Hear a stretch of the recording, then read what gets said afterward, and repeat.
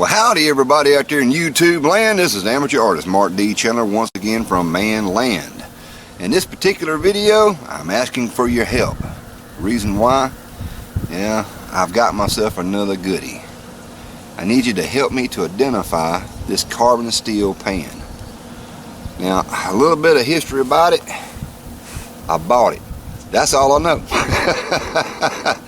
This is a very nice carbon steel pan.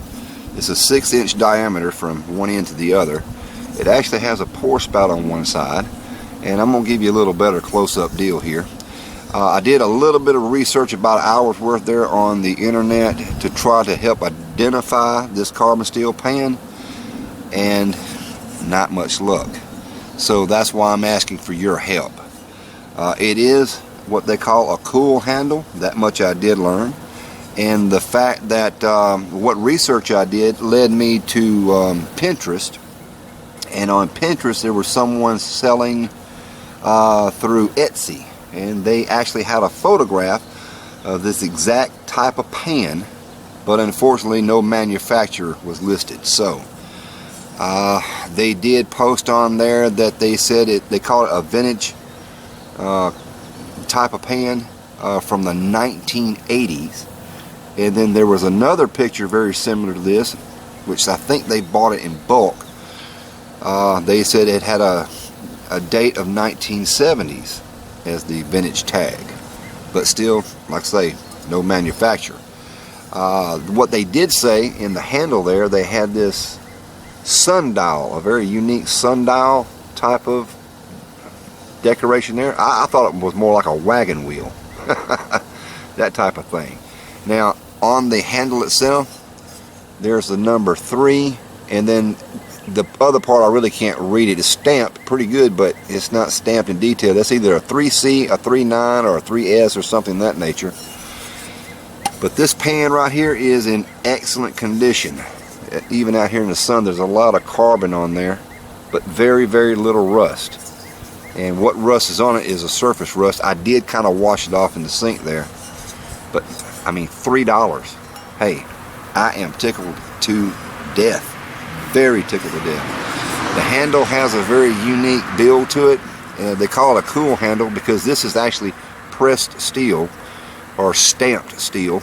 It doesn't have a handle that's bolted on with rivets. This is all one piece. This piece here on the top, the cool part as they call it, is actually molded and stamped on the back side of it. It has a very unique design there. There's a swell right here on the back side and on this top side.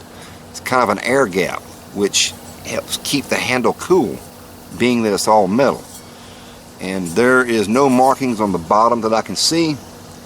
There's still got a lot of carbon buildup on there. I'm going to give this right here a good cleaning up, and you can bet your bottom dollar this is going to be one of my favorite camping skillets for the size that it is and lightweight.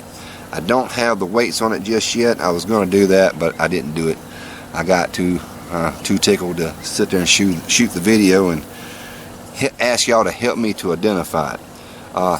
As far as its construction, this thing is solid. Now, I could take this thing, and if I had younger hands, I probably could bend and roll this thing, but I'm putting pressure on it right now. It don't bend that easy, and it's not a spinner. It sits very flat there on my kitchen countertop. I'm not out here on the, well, even on the picnic table it doesn't spin.